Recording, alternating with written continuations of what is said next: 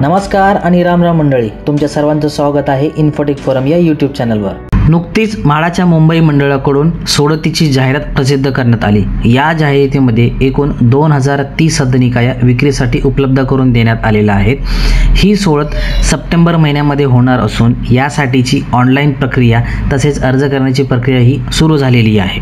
या लॉटरीमध्ये अर्ज करण्यासाठी व नोंदणी करण्यासाठी आवश्यक बाबी काय आहेत, तसेच अटी आणि शर्ती काय आहेत आणि कोणत्या नियमांची पूर्तता करणे आवश्यक आहे त्याबद्दलची आपण संक्षिप्त रूपामध्ये माहिती घेऊया। त्यासाठी पूर्ण व्हिडिओ स्किप न करता शेवटपर्यंत पाहत राहा। जर या चॅनलला अजूनही सबस्क्राइब केलं नसेल तर सबस्क्राइब करा, बाजूच्या बेलवर क्लिक करून ऑल नोटिफिकेशनवर क्लिक करा, जेणेकरून नवीन व्हिडिओचे नोटिफिकेशन मिळेल आणि सर्वात आधी तुम्हाला व्हिडिओ पाहता येईल। तसेच अपडेटसाठी फेसबुक पेज आणि इंस्टाग्राम पेजला फॉलो करा। चला तर मग सुरुवात करूया। म्हाडाच्या मुंबई मंडळाकडून एकूण 2030 सदनिकांसाठी जाहिरात प्रसिद्ध करण्यात आलेली असून ही जाहिरात अखेर 1 वर्षानंतर प्रसिद्ध करण्यात आलेली आहे। त्यामुळे जे अर्जदार या लॉटरीसाठी वाट पाहत होते त्यांच्यासाठी ही आनंदाची बातमी आहे।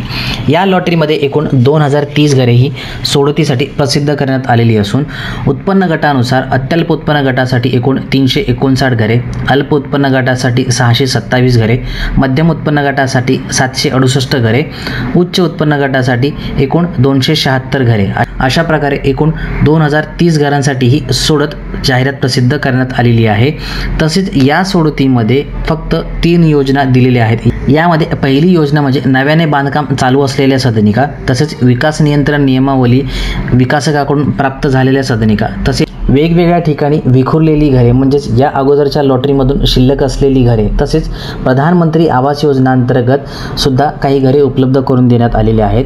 त्यासाठीच्या अटी आणि शर्ती काय आहेत, तसेच अर्ज व नोंदणी करण्यासाठी काय आवश्यक बाबी आहेत त्याबद्दलची आपण सविस्तरपणे माहिती घेऊया। नोंदणीसाठी व अर्ज भरण्यासाठी आवश्यक बाबी: मोबाईल क्रमांक हा आधारशी संलग्न असणे आवश्यक आहे, तसेच ईमेल आयडी असणे आवश्यक आहे।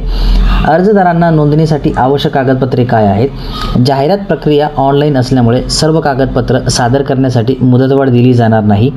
त्यामुळे अर्ज पात्रतेसाठी आवश्यक पुढील कागदपत्रे तयार ठेवावीत। यामध्ये आधार कार्ड, पॅन कार्ड, जाहिरात प्रसिद्ध झाल्यापासून मागील 20 वर्षाच्या कालावधीतील महाराष्ट्र राज्याच्या कोणत्याही भागामध्ये अर्जदाराचे किमान 15 वर्ष सलग वास्तव्य असल्याबाबतचे सक्षम प्राधिकारी यांनी दिलेले महाराष्ट्रातील अधिवासाचे प्रमाणपत्र। हे डोमेसाइल प्रमाणपत्र हे लेटेस्ट ह्या गेल्या 5 वर्षामध्ये काढलेलं असावं।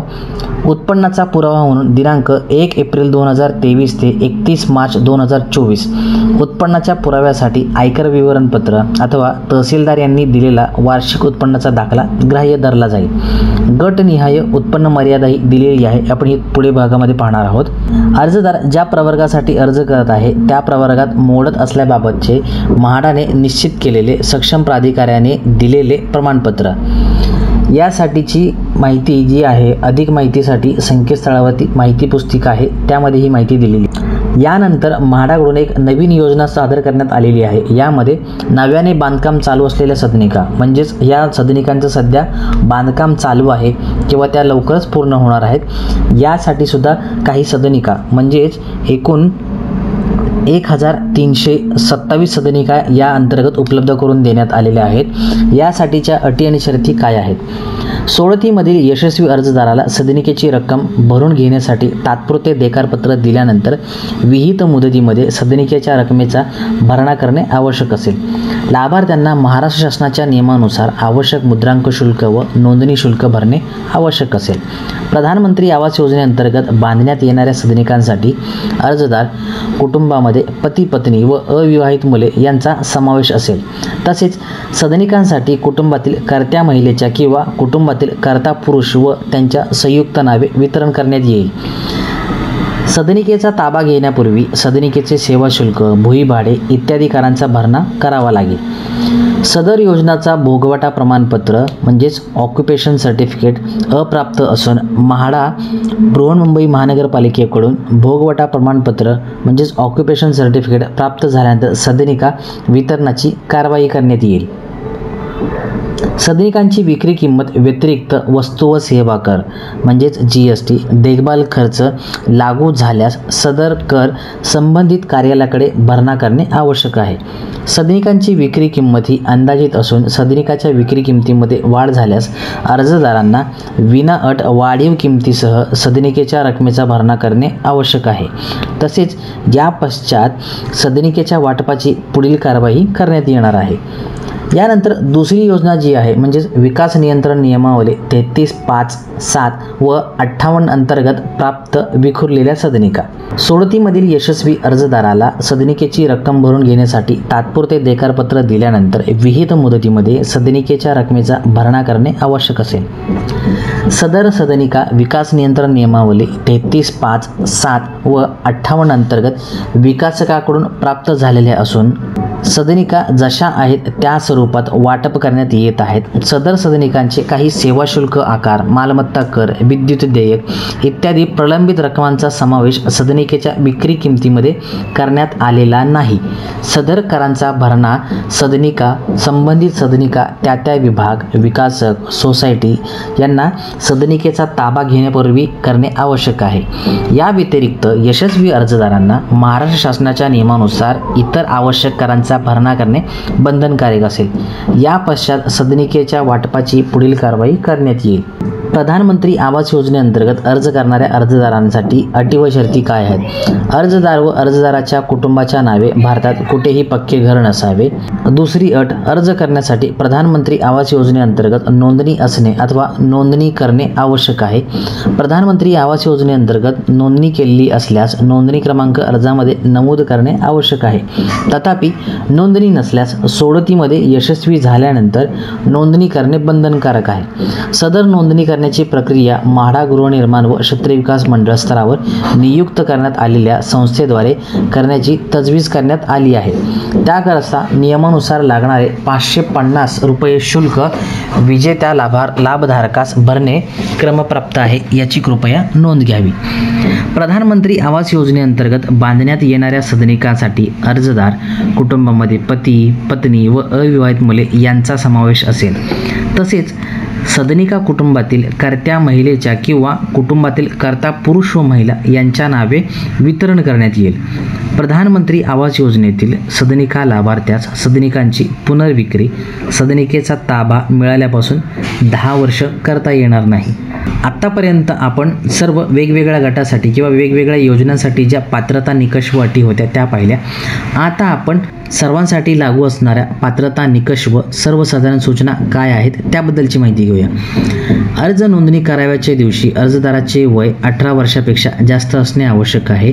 अर्जदार किंवा त्याची पती पत्नी किंवा त्यांची अज्ञान मुले यांच्या नावे मालकी तत्वावर, भाडे खरेदी तत्वावर अथवा नोंदणीकृत सहकारी गृहनिर्माण संस्थेचा सदस्य म्हणून बृहन्मुंबई महानगरपालिकेच्या हद्दीमध्ये म्हाडाने वितरित केलेला, शासनाने वितरित केलेला किंवा खाजगीरित्या संपादित केलेला निवासी गाळा, निवासी भूखंड नसावा.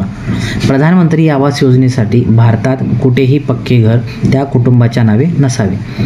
गृहनिर्माण विभाग, महाराष्ट्र शासन निर्णय क्रमांक याचिका 2019 दिनांक 11 सप्टेंबर 2019 अन्वये शासकीय गृहनिर्माण योजनेतील घर धारण करीत असलेल्या व्यक्तीस किंवा त्या अन्य कोणत्याही शासकीय गृहनिर्माण योजनेत दुसरे घर अनुज्ञेय नाही याबाबत तरतूद करण्यात आली आहे.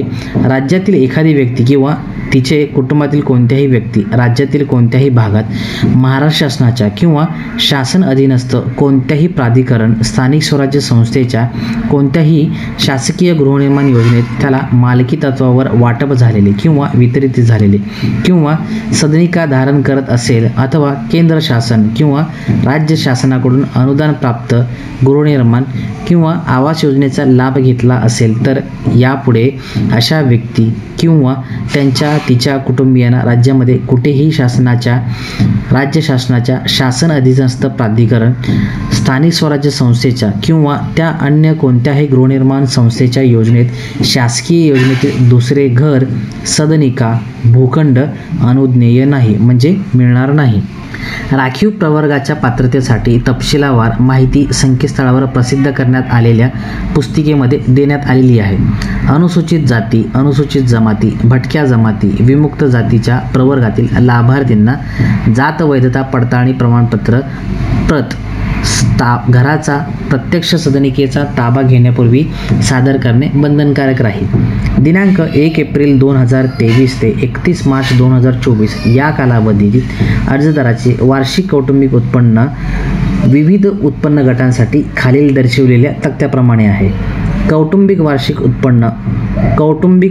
उत्पन्न म्हणजे अर्जदाराचे स्वतःचे व त्याची पती पत्नी व दोघांचे मिळून वार्षिक नोकरीद्वारे अथवा उद्योगधंद्यापासून जीवितार्थाचे सर्वसाधारण साधन म्हणून उत्पन्न.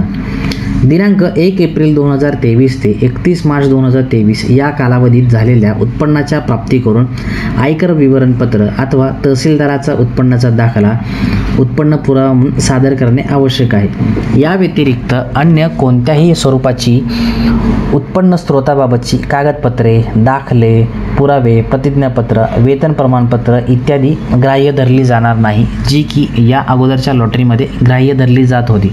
आता फक्त आयकर विवरणपत्र, ITR आणि तहसीलदाराचा उत्पन्नाचा दाखला ही दोनच कागदपत्रे उत्पन्नाचा पुरावा म्हणून ग्राह्य धरली जाणार आहेत. यानंतर एक महत्त्वाची टीप म्हणजे अर्जदाराची पती पत्नी दोघांचे उत्पन्न असल्यास वर्किंग स्टेटस बोथ असे निवडून दोघांचे उत्पन्न दाखवणे आवश्यक आहे. या अनुषंगाने संगणकीय प्रणालीमध्ये आवश्यक ते पुरावे अपलोड करावेत. अर्ज सादर करताना उत्पन्नाचे पुरावे चुकीचे किंवा दोघांचे उत्पन्न असताना देखील एकाचे उत्पन्न दाखवल्याचे निदर्शनास आल्यास अर्जदाराचे सदनिका वितरण कोणत्याही टप्प्यावर रद्द करण्यात येईल व अर्जदाराने भरलेली सर्व रक्कम समपहरण म्हणून सदनिका मंडळाच्या ताब्यात घेऊन कायदेशीर कारवाई करण्यात येईल. आता आपण उत्पन्न मर्यादा काय आहे त्याबद्दलची माहिती घेऊया. अल्प उत्पन्न गट यासाठी कौटुंबिक वार्षिक उत्पन्न हे 6 लाखापर्यंत असणे आवश्यक आहे. अल्प उत्पन्न गट LIG यासाठी कौटुंबिक वार्षिक उत्पन्न हे 9 लाखापर्यंत असणे आवश्यक आहे. मध्यम उत्पन्न गट यासाठी MIG म्हणजेच 12 लाखापर्यंत वार्षिक कौटुंबिक उत्पन्न असणे आवश्यक आहे आणि उच्च उत्पन्न गट यासाठी कोणतीही कमाल मर्यादा नाही. उपरोक्त 4ही उत्पन्न गटासाठी किमान मर्यादा निश्चित करण्यात आली नसली तरी अत्यल्प उत्पन्न गटातील व्यक्तीही अत्यल्प व अल्प उत्पन्न गटासाठी अर्ज करू शकतात. अल्प उत्पन्न गटातील व्यक्तीही अल्प व मध्यम उत्पन्न गटासाठी अर्ज करू शकतात. मध्यम उत्पन्न गटातील व्यक्तीही मध्यम व उच्च उत्पन्न गटासाठी अर्ज करू शकतात. उच्च उत्पन्न गटातील व्यक्ती केवळ उच्च उत्पन्न गटासाठी अर्ज करू शकतात. मुंबई मंडळाच्या सदनिका विक्रीसाठी महाराष्ट्र गृहनिर्माण क्षेत्र विकास विनियम 1981 यांच्या तरतुदीनुसार वेळोवेळी होणाऱ्या सुधारणासह लागू केल्या जाणाऱ्या तरतुदीच्या अधीन राहून इच्छुक अर्जदाराकडून सदनिका विक्रीसाठी अर्ज मागवण्यात येत आहे.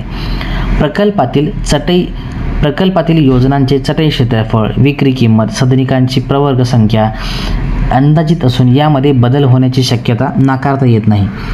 गृहनिर्माण प्रकल्पाअंतर्गत येणारे अर्ज स्वीकारणे वा नाकारणे, सोडत रद्द करणे किंवा सर्व योजना किंवा एखादी विशिष्ट योजना रद्द करण्याचे अधिकार मुख्य अधिकारी मुंबई मंडळ यांनी राखून ठेवले आहेत. संगणकीय सोडतीत कोणत्याही प्रकारे मानवी हस्तक्षेप होऊ शकत नाही. याकरिता अर्जदारांना विनंती करण्यात येते की अशा प्रकारच्या कोणत्याही प्रलोभनांना बळी पडू नये. मुंबई गृहनिर्माण व क्षेत्रविकास मंडळाने योजनेतील सदनिकांच्या वितरणासाठी किंवा याबाबतच्या कोणत्याही कामासाठी कोणालाही प्रतिनिधी किंवा सल्ला देणारा वा प्रॉपर्टी एजंट म्हणून नेमलेले नाही. अर्जदारांनी कोणत्याही अनधिकृत व्यक्तीशी परस्पर पैशांचा व्यवहार केल्यास त्याला मुंबई मंडळ किंवा म्हाडा जबाबदार राहणार नाही. तसेच अर्जदारास कोणी दलाल किंवा व्यक्ती परस्पर म्हाडाच्या नावे पैसे उकळणे किंवा फसवणूक करणे इत्यादी बाबी करताना आढळल्यास म्हाडाच्या मुख्य दक्षता व सुरक्षा अधिकारी प्राधिकरण तसेच उपमुख्य अधिकारी पणन किंवा मुंबई मंडळ यांचे कार्यालयास कळवावे. सदनिका योजनेच्या बाबतीत कोणत्याही न्यायालयामध्ये दावा प्रलंबित असल्यास अथवा यापूर्वी सदनिकांचे वितरण झाले असल्यास पडताळणीअंती योग्य निर्णय घेण्यात येईल व सदरचा निर्णय अर्जदारास बंधनकारक असेल। जाहिरातीमध्ये किंवा माहिती पुस्तिकेमध्ये अनावधानाने झालेल्या किंवा छपाईच्या चुकांचा कोणत्याही प्रकारे अर्जदारास फायदा घेता येणार नाही। अशाच प्रकारची वेगवेगळी आणि उपयुक्त माहिती मिळवण्यासाठी इन्फोटेक फोरम चॅनलला सबस्क्राईब करा, बाजूच्या बेलवर क्लिक करा, जेणेकरून तुम्हाला सर्वात आधी नोटिफिकेशन येईल आणि व्हिडिओ पाहता येईल। लाईक करा, शेअर करा, काही अडचण किंवा सजेशन असल्यास कमेंट करायला विसरू नका। धन्यवाद। पुन्हा भेटूया नवीन व्हिडिओ सोबत। जय हिंद, जय महाराष्ट्र।